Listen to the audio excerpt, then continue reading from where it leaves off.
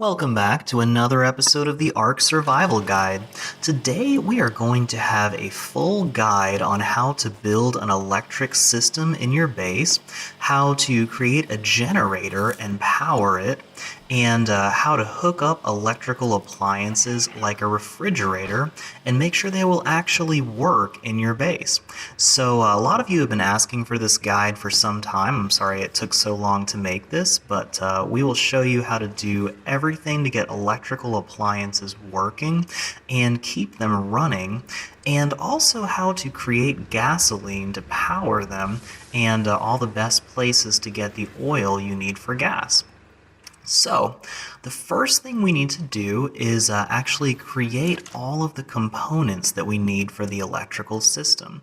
And we're going to start out by creating a generator that will actually consume gasoline and produce electricity, which will power the entire grid. We can actually power a huge grid with a small amount of gas, but the first thing we need to do is make the components.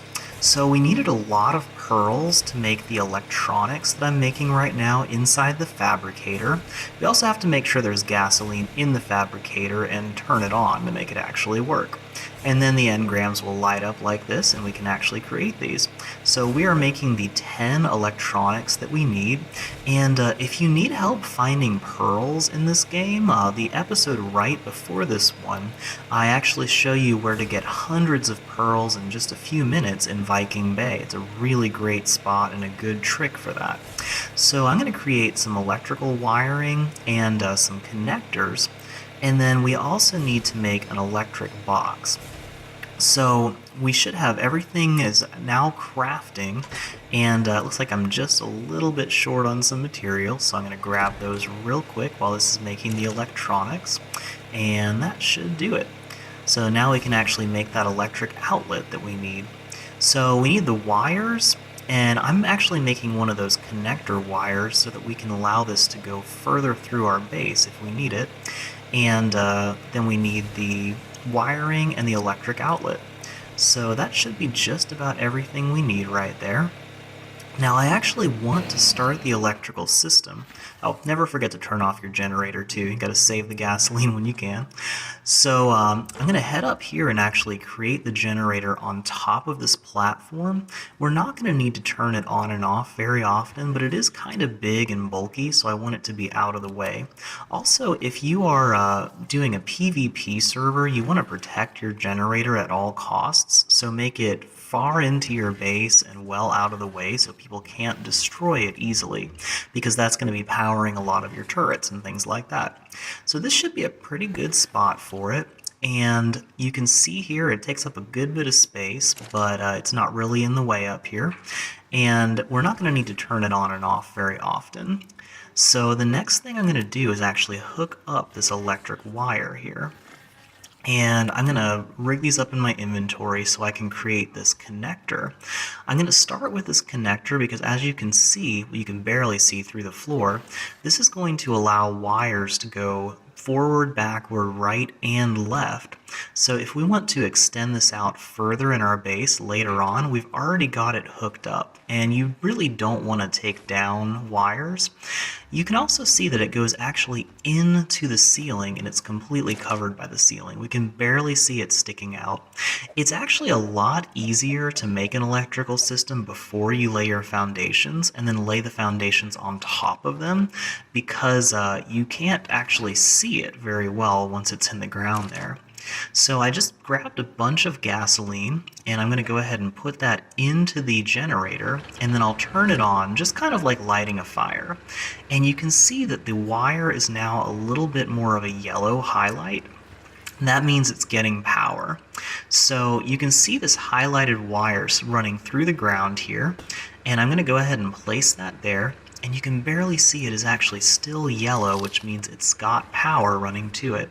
It's a lot easier to create a grid while you've got the generator turned on, because then you can confirm that each piece actually has power running through it.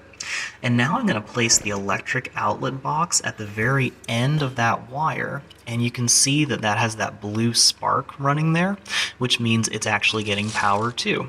Now anything within about a 20-foot radius of this electric box is going to be able to be powered now. So if we place a refrigerator below that, or within a close enough distance to it, then it's going to create a little cord that just automatically plugs it in. So you don't have to individually plug in each appliance, but anything within the radius. And it's really hard to measure exactly how far it is, but I'm going to place this out of the way of the door and out of the way of the path in my base, but make sure it's pretty close to that electrical outlet. And there we go. You can see it's got this cord that just popped up connecting the electrical outlet to the refrigerator. And then if you look at the bottom of the fridge, it's actually lit up green, which means it is currently getting power. And so now the refrigerator is active. Now, if you look at the spoil time on this meat, it's about 2-something minutes. And I'm actually going to grab all of my vegetables that I've had sitting in the feeding trough because I want to keep these from spoiling as much as possible. So let's go ahead and drop these in. And if you look at their spoil times now, it's like 7 hours now. So it is much better. We got like 4 hours on that meat, and it was just, a couple minutes left on it. So the refrigerator drastically extends the life of your food. So that's going to be very helpful, and we'll actually be able to stockpile prime meat, which normally spoils too fast to even use it. So we now have a working electric generator. Now, if I turn it off, or if it runs out of gasoline, you can see that these lights have turned off and it's now gray at the bottom of that refrigerator. So once that happens, the spoil time goes back to normal, and you can see this is now going to spoil in 4 minutes instead of like 4 hours. So keep that in mind. You always want to make sure there's more than enough gasoline in your generator. It uses 1 gasoline every 30 minutes. So next I'm going to show you how to actually get that gasoline that you're going to be needing. So I've been making a lot of gas throughout the game. You actually make gas in the forge, and what you need for that is 6 oil and 5 hide.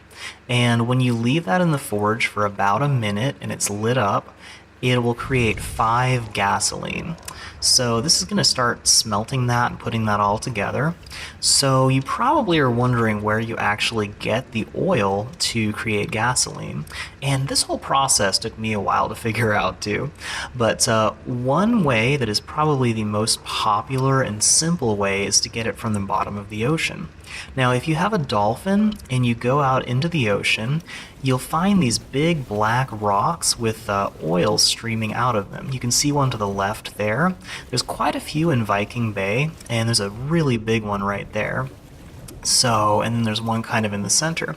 It's easy to spot in Viking Bay, but a little dangerous, but you can find these all over the ocean. It's just a somewhat dangerous way to get to them.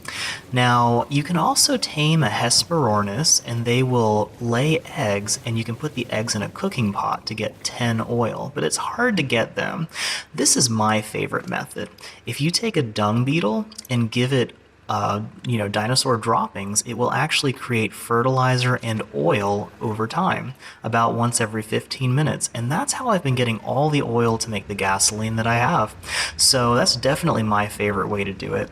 And that's pretty much all you need to know to get an electrical system up and running. So if you found this helpful, please like this video and subscribe to the channel, and we will keep bringing you more great guides throughout this adventure that we're on. Thanks for watching.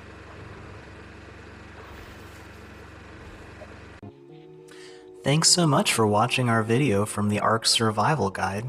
This is an amazing game, and it's sometimes really hard to learn how to survive, but we are dedicated to teaching you how to not just survive, but how to thrive and have lots of fun on this amazing game. So we have a series for just a Let's Play, so you can watch how we've conquered this vast open world. And we also have a guide series with specific guides on how to do certain things that are a little bit more confusing or difficult on this game. So be sure to like this video and subscribe to our channel. We are constantly creating new videos for you to enjoy, so you can travel through your journey on Ark with us and learn how to do everything you need to know to survive in this game. So thanks for watching, and we will continue to bring you great content that is suitable for the entire family, except maybe the occasional dinosaur poop. What can you do? This is Ark. Thanks for watching, and we'll see you soon on the next video.